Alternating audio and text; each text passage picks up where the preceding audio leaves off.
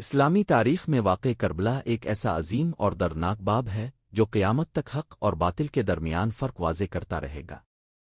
یہ واقعہ ہمیں سکھاتا ہے کہ سچائی کی راہ میں قربانی دینا ہی اصل کامیابی ہے، چاہے اس کی قیمت جان ہی کیوں نہ ہو۔ کربلا کا میدان گواہ ہے کہ چند سچے اور باوفا انسانوں نے باطل کی طاقت کے سامنے سر جھکانے سے انکار کر کے دین اسلام کو نئی زندگی عطا کی۔ پس منظر یزید کی بیعت کا مطالبہ۔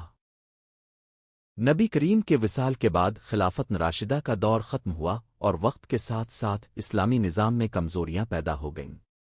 امیر معاویہ کے بعد ان کے بیٹے یزید نے حکومت سنبھالی۔ یزید کا کردار طرزِ زندگی اور طرزِ حکومت اسلامی اصولوں کے خلاف تھا۔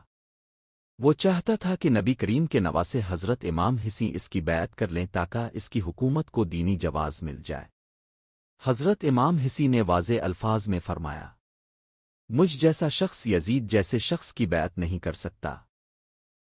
یہ انکار صرف ایک سیاسی فیصلہ نہیں تھا بلکہ دین اسلام کو بگاڑ سے بچانے کا اعلان تھا۔ مدینہ سے مکہ کی طرف روانگی۔ یزید کے گورنر نے امام حسین پر دباؤ بڑھایا، جس کے بعد آپ نے مدینہ چھوڑنے کا فیصلہ کیا۔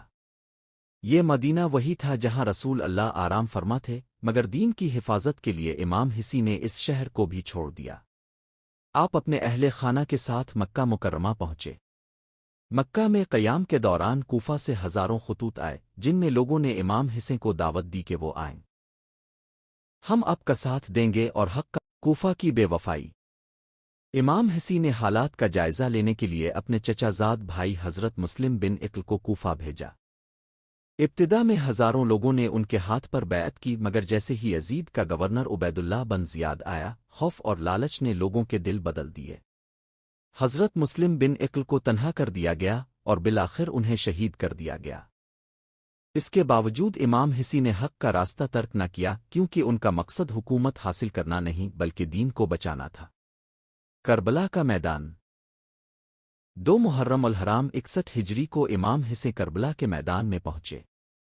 یزیدی لشکر نے آپ اور آپ کے اہل خانہ کا محاصرہ کر لیا۔ پانی بند کر دیا گیا۔ فرات جیسا عظیم دریا قریب تھا، مگر اہل بیت کے بچوں کے لیے ایک قطرہ بھی میسر نہ تھا۔ 3 دن کے پیاسے بچے آ امو، آ حسین کی صدائیں دیتے رہے، مگر ظلم کا دل نہ پسیجا۔ امام حسین کا کردار۔ ان حالات میں بھی امام حسین نے دشمن کو نصیحت کی، انہیں اللہ کا خوف دلایا اور فرمایا کہ اگر تم مجھے پسند نہیں کرتے تو مجھے واپس جانے دو۔ مگر یزیدی لشکر کا مقصد صرف بیعتِ قتل تھا۔ امام حسین نے فرمایا،